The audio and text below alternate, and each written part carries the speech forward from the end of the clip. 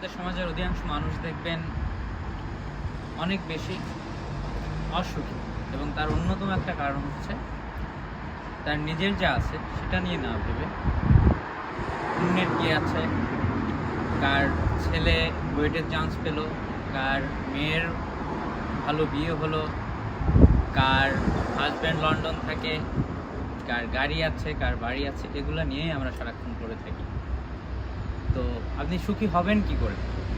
আপনার ভিতরে যদি হিংসা, অহংকার এই জিনিসগুলো থাকে, আপনি কখনোই সুখী হতে পারবেন না, এটা অসম্ভব।